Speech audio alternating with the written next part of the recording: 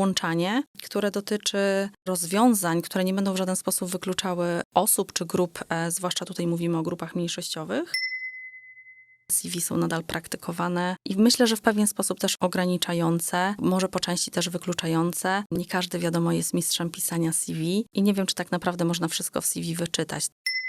Te rozwiązania muszą być dostosowane do kontekstu firmy, do danego momentu, w którym firma czy organizacja funkcjonuje.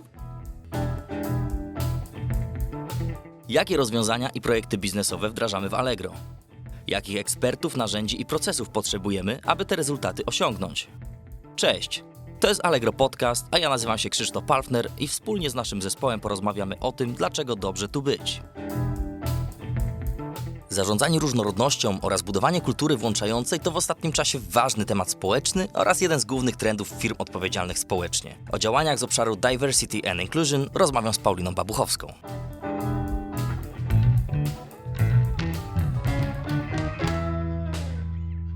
Cześć Paulina. Cześć, witam serdecznie. Chciałbym na początku Cię poprosić o przedstawienie się, żebyś opowiedziała, jakie zajmujesz stanowisko w Allegro. Może zacznę od tego, jak moja rola brzmi w języku angielskim. To jest Diversity, Equity and Inclusion Lead. W dosłownym tłumaczeniu jestem liderką działań w zakresie różnorodności, równych szans i włączania.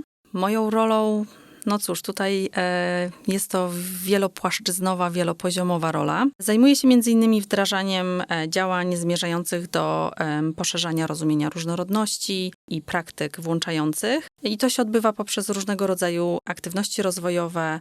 Jestem zaangażowana również w doradzanie w zakresie planowania czy przeglądu procesów i procedur, jakie mamy w Allegro. A także taka dodatkowa, bardziej widoczna pewnie w przyszłości rola to raportowanie wyników do organizacji, jak również oczywiście do zarządu, do executive teamu. I tutaj chciałam zaznaczyć, że pomimo, że moja rola jest rolą ekspercką i jest to rola w pewnym stopniu niezależna, to wymaga ona ścisłej współpracy z innymi obszarami. I tutaj konkretnie mam na myśli osoby w zespołach odpowiedzialne za procesy, strategie, między innymi za strategię całościową, organizacyjną, ale także w zespołach People and Culture, z osobami, które są zaangażowane w działania z obszaru ESG.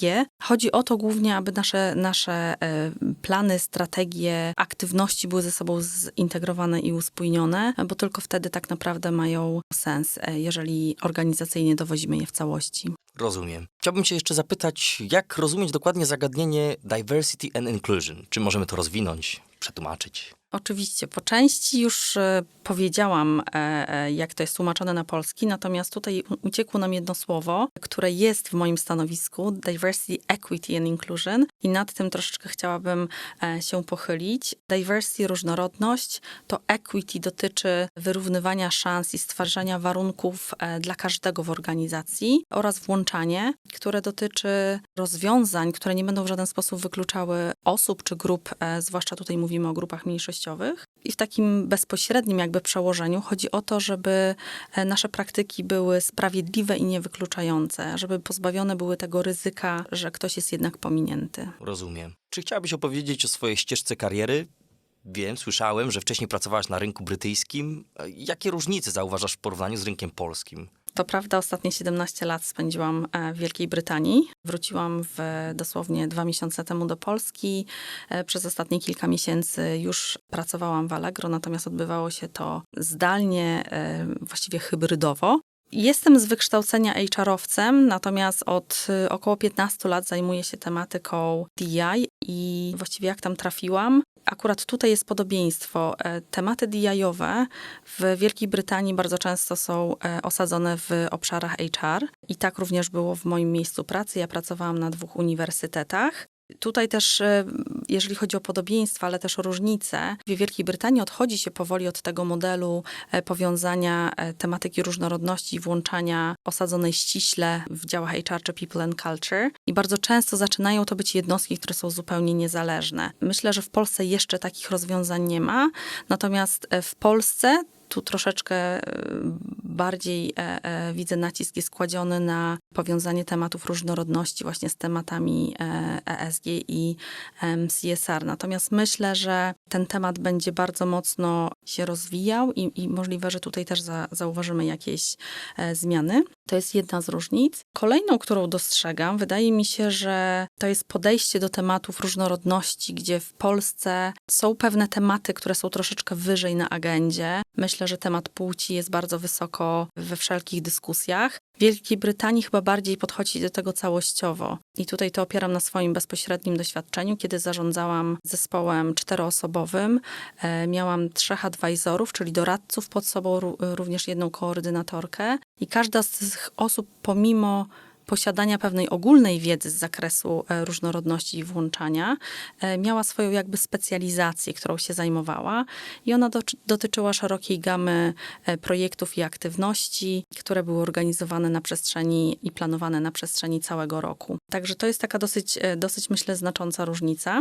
Inna, też myślę, że o tym zaczyna się w Polsce mówić. Bardzo dużo w Wielkiej Brytanii w ostatnich 18-24 miesiącach zaczęło się mówić na przykład o tematach związanych z płcią, ale także z wiekiem. Bardzo dużo jest działań, które mają za zadanie wzmacniać świadomość na temat menopauzy i jak to przekłada się na pracę.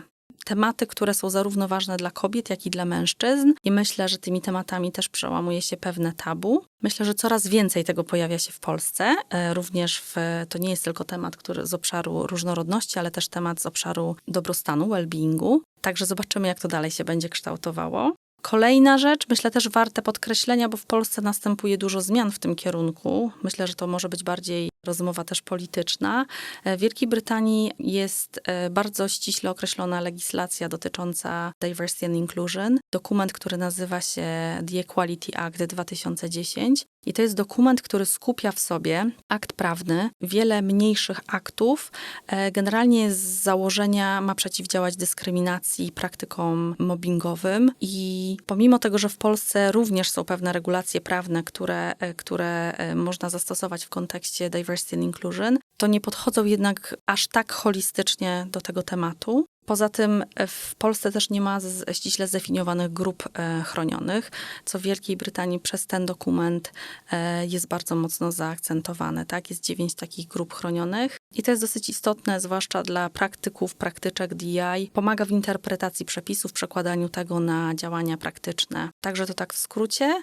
No i myślę, że ostatnia rzecz, która przychodzi mi tak do głowy tu i teraz, to są praktyki rekrutacyjne, które w ostatnich latach nie spotkałam się w Wielkiej Brytanii z praktyką CV, tylko bardziej działaniach, które zmierzają do oceny kompetencji potencjalnych kandydatów na stanowisko. Również myślę, że to będzie się w Polsce zmieniało. Myślę, że też mamy już tą świadomość w Allegro, jak podchodzimy do pewnych procesów rekrutacyjnych, tak na poziomie firmy. Natomiast faktycznie, kiedy ja stałam w obliczu aplikowania o pracę, było to w pewnym stopniu dla mnie nowością, że CV są nadal praktykowane i myślę, że w pewien sposób też ograniczające, może po części też wykluczające. Nie każdy, wiadomo, jest mistrzem pisania CV i nie wiem, czy tak naprawdę można wszystko w CV wyczytać. Także tutaj też czekam na rozwój tej sytuacji. Zobaczymy, jak to będzie dalej postępowało. Okej, z tym CV to bardzo ciekawe spostrzeżenie. Czy możemy pójść w tym kierunku? Jeżeli nie CV, to co w takim razie może przedstawić kandydata? Tutaj myślę, że rozwiązania są różne, te, z którymi ja miałam do czynienia, zwłaszcza z punktu widzenia pracodawcy.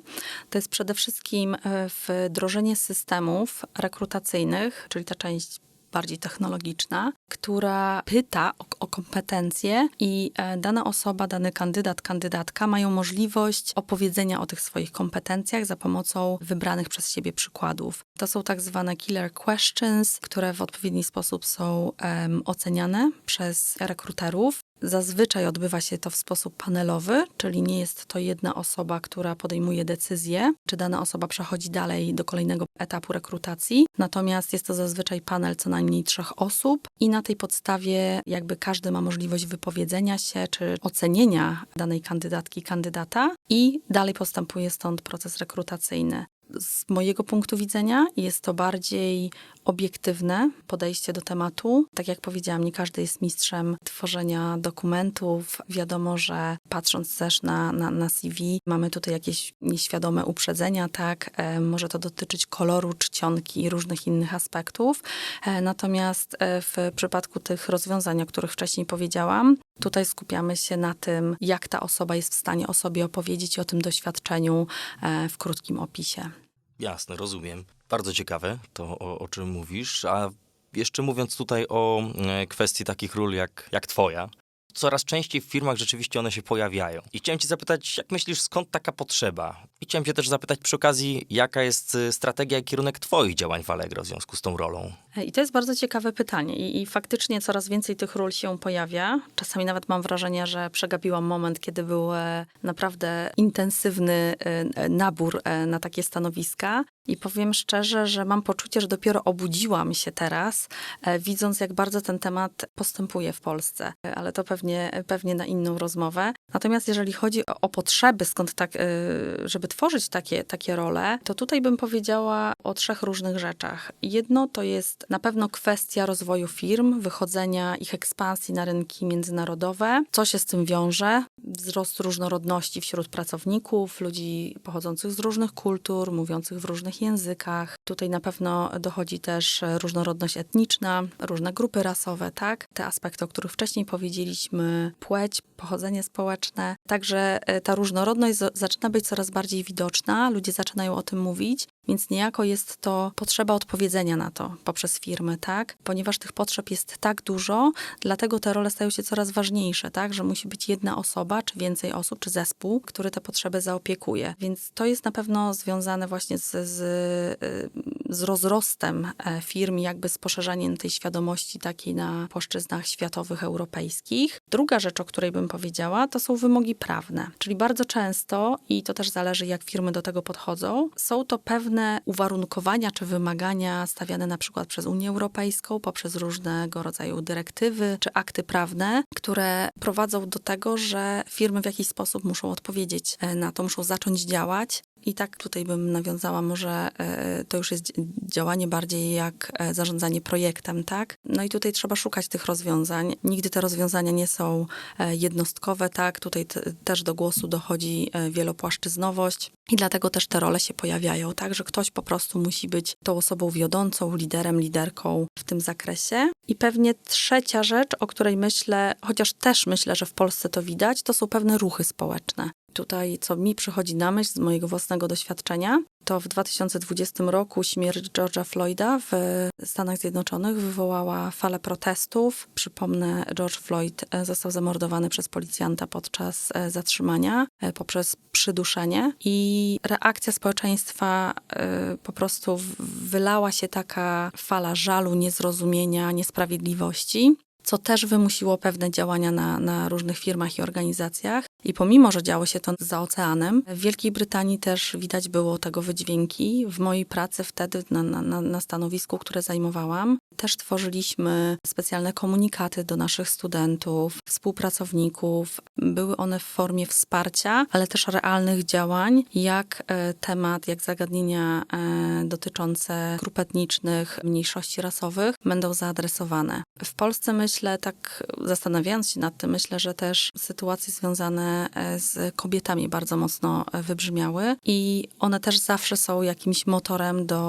do zmiany, do powiedzenia, do pokazania, do wyrażenia niezgody, że coś musi ulec zmianie, tak? A jeżeli chodzi o kierunek twoich działań w Allegro? Powiemy sobie też o tym więcej? Oczywiście, więc jeżeli chodzi o moje działania, to chciałam przede wszystkim powiedzieć, że działania z zakresu diversity, equity and inclusion nigdy nie są takie same dla każdej firmy. I te rozwiązania muszą być dostosowane do kontekstu firmy, do danego momentu, w którym firma czy organizacja funkcjonuje i muszą opiekować bieżące potrzeby, tak? Nigdy nie jest to 1 do 1. Czyli co mam tu na myśli? Jeżeli jeden model w danej organizacji się sprawdził, nie oznacza to, że on koniecznie sprawdzi się w innej organizacji. I ja dlatego szczególnie w pierwszych miesiącach mojej pracy bardzo mocno skupiłam się na tym, żeby rozpoznać potrzeby Allegro w zakresie diversity, equity and inclusion, co się dzieje, jak się dzieje. Dużo rozmawiałam z różnymi osobami, chciałam usłyszeć jak najwięcej tych głosów.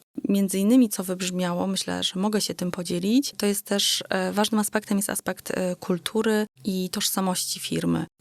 co wybrzmiało w Allegro, to, że ludzie postrzegają, w zależności od tego, w jakich obszarach funkcjonują, inaczej postrzegali Allegro jako firmę. Część osób mówiła, że jest to firma technologiczna, część, że jest to firma e-commerce, a część mówiła, no ale jak my mamy jeszcze logistykę, tak? I to jest bardzo ważny komunikat w tworzeniu strategii DI-owych. Takie odpowiedzenie sobie na pytanie, to kim my jesteśmy, co jest dla nas ważne i co musimy robić. To był taki pierwszy etap. W dużej mierze ten etap też wiązał się z przyglądaniu się danym, czyli co te dane nam mówią, tak? Jaka jest reprezentacja kobiet, mężczyzn, tak? Czy my wiemy, ile mamy osób z niepełnosprawnościami? Czy wiemy, jakie mamy grupy mniejszościowe? Co jest ważne dla tych osób, tak? Jak one czują przynależność do organizacji? Bo to też wchodzi w zakres tematów diversity and inclusion. To teraz jakby wykorzystuję w planowaniu dalszych działań, ale też chciałabym powiedzieć, że DI to nie jest oddzielny byt. To jest zawsze praca, czy współpraca z innymi jednostkami, praca z osobami z organizacji, tak, z osobami, które identyfikują się z danymi grupami, czy to są grupy mniejszościowe. Też między innymi chodzi o to, żeby jak najlepiej zaopiekować te potrzeby, które w danej organizacji, w tym przypadku w Allegro mamy. Czyli te działania, o których wspomniałaś, możemy powiedzieć, że to jest jakiś trend na rynku, czy raczej faktycznie jest tak, że każda firma wymaga jakichś zdecydowanie innych działań? Trendem można nazwać to, że te role się pojawiają, natomiast można to też tłumaczyć jako świadomość firm, że taka rola jest naprawdę potrzebna. Czyli ja bym to wzięła za dobrą monetę, tak? Bo od świadomości tak naprawdę zaczyna się wszystko, ale te działania są jak najbardziej potrzebne i myślę, że wiele organizacji, firm zdaje sobie z tego sprawę, że różnorodność to nie jest tak naprawdę słowo, którym się posługujemy, bo ono jest w pewnym stopniu trendem, tak? Czy jest takie lotne w przekazie. Natomiast faktycznie ta różnorodność się opłaca i wiele badań to potwierdza. Myślę, że różnorodność charakterów, typów osobowości, sposobów myślenia, podejść do rozwiązań kreatywnych, innowacyjności, to jest coś, co wspólnie tworzy lepsze środowisko pracy, ale też pomaga firmie realizować cele, które ma przed sobą podstawione.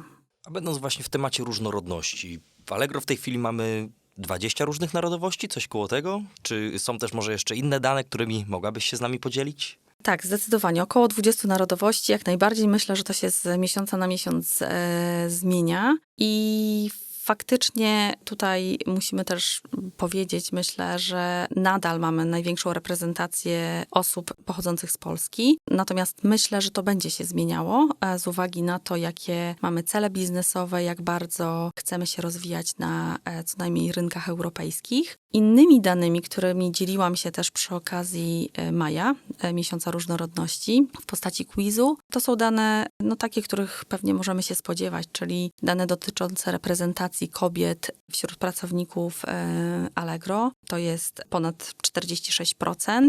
Tutaj też zazwyczaj padają pytania, czy to jest dobrze, czy źle, czy mogłoby być lepiej. Myślę, że zawsze może być lepiej. Także ja jestem daleka od używania benchmarków, żeby powiedzieć, to nie musimy nic robić, bo tak naprawdę jesteśmy dalej niż inni. Ale dobrze znać te dane, tak? Kolejna rzecz, to co też warto zaakcentować, to jest reprezentacja kobiet na stanowiskach kierowniczych i tutaj myślę, że podobnie do wielu firm te dane pozostawiają jeszcze trochę do życzenia. Myślę, że to jest obszar, nad którym będziemy zdecydowanie się pochylać w najbliższych, nie powiedziałabym miesiącach, ale nawet latach, ponieważ te zmiany wymagają czasu. Jeżeli chodzi o odsetek osób z niepełnosprawnościami poniżej 1,5%, czy to jest mało, czy dużo? Wydaje mi się, że stosunkowo mało, biorąc pod uwagę ilość osób z zadeklarowaną niepełnosprawnością w statystykach krajowych. Natomiast akurat w tym przypadku jest to coś, co jest deklarowane. Także bardzo często wpływa na to chęć bądź niechęć danej osoby, żeby o tym po prostu powiedzieć pracodawcy. Także tutaj to jest kwestia tego, wiadomo, że gdyby było więcej, też jesteśmy w stanie inaczej do tego podejść. Natomiast są to też ważne dane i te dane też raportujemy. Tutaj na pewno odsyłam wszystkich do naszego raportu ESG 2022, który jest bardzo szczegółowy i dostarcza tych wszystkich informacji. No i myślę, myślę, że też warto powiedzieć w kontekście działań, które podejmujemy i też aktywności czy projektów, w którym wzięliśmy udział jako firma przyjazna rodzinie, to na pewno ważne jest to, żeby zaakcentować, że ponad 40% naszych pracowników i pracowniczek deklaruje posiadanie dzieci i w sumie według jakichś ostatnich wyliczeń jest to ponad 2700 dzieciaczków, także to nie jest też wynik, który możemy powiedzieć, że czy to dobrze, czy to źle, ale myślę, że wspaniale, że tak to wygląda, tak? Myślę, że możemy powiedzieć, że mamy tych pracujących rodziców, zarówno mamy, jak i ojców i każdą z tych osób na pewno też chcemy wspierać, tak? Porozmawiajmy może teraz więcej o twoich projektach. Nad czym aktualnie pracujesz? Możesz zdradzić rąbek tajemnicy? Myślę, że mogę w takim dużym ogóle, ponieważ jest tego sporo. Obecny kierunek działań poza planami na 2023, końcówkę 2023-2024 obejmuje m.in. kontynuację działań rozwojowych zmierzających do podnoszenia świadomości w tematyce różnorodności, równości, szans i włączania. Na pewno pojawi się coś w zakresie nieświadomych uprzedzeń. Bardzo ważny temat na poziomie szczególnie procesów, które mamy w organizacji i które przeprowadzamy w organizacji, ale także dotyczący różnorodności w zespołach, pracy w zespołach różnorodnych i zarządzania zespołami różnorodnymi. No oprócz tego tematy, które już wcześniej były poruszane, dotyczące budowania świadomości, czym tak naprawdę jest różnorodność, czym jest język inkluzywny i jak rozmawiać, żeby nie powodować atmosfery, w której będziemy wykluczali innych, bądź będziemy odbierani jako osoby stosujące mikroagresję. Także te tematy na pewno się pojawią. Na pewno to, co wcześniej powiedziałam, czyli tematyka płci, również w Allegro jest bardzo wysoko w naszych planach. Nie powiedziałam wcześniej o luce płacowej, a to jest bardzo ważny temat. Także ten temat jakby nie schodzi z priorytetów. Cały czas podejmujemy różnorodne działania, które zmierzają do zminimalizowania luki płacowej. W 2022 było to na poziomie 4,88%, różnica między średnimi zarobkami kobiet i mężczyzn. Tak jak powiedziałam, tutaj też są różne dyrektywy unijne, które musimy mieć na uwadze w tych procesach, ale także chcemy cały czas zwiększać ilość kobiet w organizacji, szczególnie w technologii. Technologia stanowi 30% naszej grupy pracowniczej i bardzo byśmy chcieli, żeby tych kobiet było coraz więcej. No oprócz tego to, co wcześniej powiedziałam, czyli skupienie się na tym, żeby kobiety pracujące w organizacji mogły się rozwijać, mogły obejmować stanowiska liderskie. Także to tak w takim telegraficznym skrócie, jeżeli chodzi o tą tematykę równości płci. Natomiast mamy również projekty. Jeden dotyczy rewizji naszych procesów rekrutacyjnych pod kątem praktyk, jakie stosujemy, upewnienia się, że one są włączające i zastanowienia się nad tym, czy jest jeszcze coś, o czym nie pomyśleliśmy albo czego nie robimy, żeby te procesy ulepszyć. I inny projekt, który równie ekscytujący, to jest również projekt dotyczący neuroróżnorodności, który jest to niejako kontynuacja działań, które rozpoczęliśmy w zeszłym roku. I czemu to jest ważne? Dużo się mówi teraz w przestrzeni publicznej o neuroróżnorodności i to sięga trochę do neurobiologii, czyli tego, jak funkcjonujemy, jak funkcjonuje nasz mózg, jak odpowiada na bodźce zewnętrzne, jak nawigujemy przez życie, biorąc pod uwagę jakby szybkość reakcji naszego mózgu. I dlaczego to jest ważne? Między innymi dlatego, że wpływa to na relacje międzyludzkie, na to, jak funkcjonujemy w pracy, jak współpracujemy z naszymi koleżankami, kolegami. Dla menadżerów na pewno jest to bardzo ważne, żeby wiedzieli, jak pracować z osobami neuroróżnorodnymi i jak stwarzać najlepsze warunki do tego, żeby miały równe szanse do rozwoju, do awansu, ale też, żebyśmy my jak najwięcej czerpali z tego jako organizacja. Także to tak w telegraficznym skrócie. W skrócie, ale tej wiedzy faktycznie, której tutaj nam dostarczasz, jest myślę bardzo dużo i bardzo się z tego cieszę. I wiem, że nie tylko tutaj dzielisz się tą wiedzą, bo wiem, że też bierzesz udział w konferencjach. Ja bym chciał cię ostatnią zapytać, konkretnie o Kampus Przyszłości. Tak, na Kampusie Przyszłości byłam panelistką i temat dotyczył przebijania szklanych sufitów, doświadczeń moich i współpanelistów. Była nas trójka. Myślę, że to była bardzo ciekawa dla mnie personalnie rozmowa. Każda z osób reprezentowała inny rodzaj doświadczenia wiedzy. Moje bardzo mocno jakby ugruntowane poprzez działania w organizacjach, tak, poprzez rozwiązania pewne systemowe, ale też wynikające z mojego doświadczenia indywidualnego, tak, i między innymi z tego życia w Wielkiej Brytanii i tego czasu, który tam spędziłam i z obserwacji, jakie poczyniłam, bo nie ukrywam, że różne doświadczenia też ukształtowały mnie jako osobę,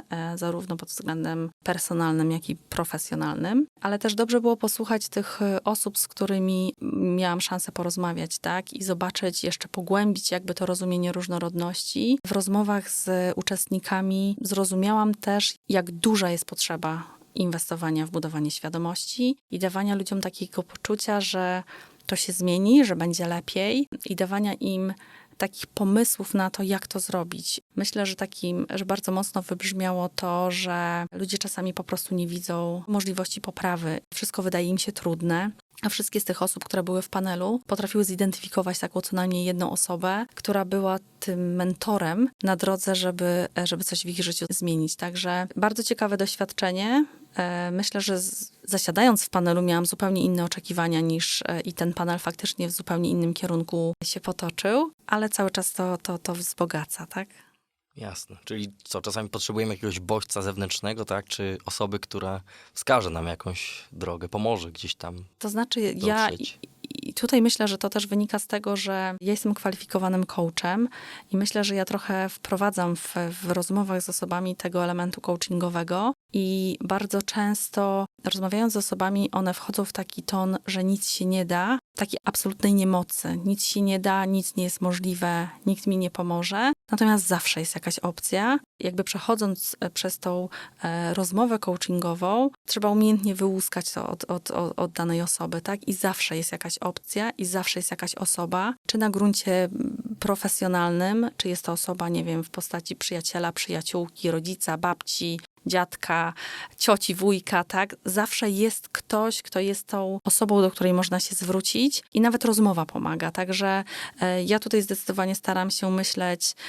pozytywnie, ale też być realistką i jeżeli punktem wyjścia będzie powiedzenie, że nic się nie zmieni, nie będzie lepiej, to daje nam to przyzwolenie na to, żeby nic nie robić. Tak naprawdę wiemy, że nic się samo nie zadzieje, tak? Także bardzo ważne jest to, żeby jednak wierzyć i mieć takie poczucie, że mieć po prostu wiarę w ludzi, wiarę w to, że można doprowadzić do pewnej zmiany. Nie jest to podróż łatwa, bardzo często wyboista, ale jest możliwa. Rozumiem. Teraz chciałbym cię zapytać, to był kampus przyszłości, no to ja zapytam, co przed nami? Czego możemy się spodziewać? Czy zechcesz opowiedzieć trochę o swoich kolejnych planach lub projektach? Tak, myślę, że o takich zawodowych projektach w Allegro już powiedziałam. Natomiast coś, o czym nie wspomniałam wcześniej, a bardzo bym chciała to zaakcentować, to jest na pewno taka prośba czy zachęta dla wszystkich w naszej firmie w Allegro, takie zaproszenie do dialogu w zakresie tematyki DI, ponieważ ten głos jest z wewnątrz jest bardzo potrzebny, tak? Właściwie kluczowy w dalszych działaniach. To nigdy nie jest działanie czy decyzja jednej osoby. Wychodzę z założenia, że kartka wszystko przyjmie, natomiast ja jednak jestem zwolenniczką rozwiązań, które są gdzieś tam ugruntowane w potrzebach, odpowiadają na potrzeby jednostki, odpowiadają na potrzeby organizacji, ale też są realne i które przynoszą mierzalne i mam nadzieję pozytywne efekty. Także zdecydowanie dialog jest nam bardzo potrzebny. Jasno, rozumiem, bardzo ci dziękuję. To teraz pytanie z tych, powiedzmy, na rozluźnienie. Dlaczego dobrze tu być? Jestem w Allegro 8 pełnych miesięcy i dlaczego warto tu być, to są przede wszystkim ludzie. Allegro ma świetnych ludzi, tak? Zatrudnia świetne osoby, które dają dużą motywację, są ogromnym wsparciem. Osoby, z którymi ja pracuję, zawsze były wsparciem dla mnie. I niekoniecznie jest to wsparcie takie wyrażone jakoś werbalnie, wyartykułowane, natomiast jest to pewna energia, która od nich bije, która od nich emanuje i to daje takie poczucie, że warto i dobrze tutaj być. Chyba bym to określiła jako taką mieszankę samoświadomości z pewnym indywidualizmem, z pewną dojrzałością i jest to zdecydowanie przeplatane pozytywną energią.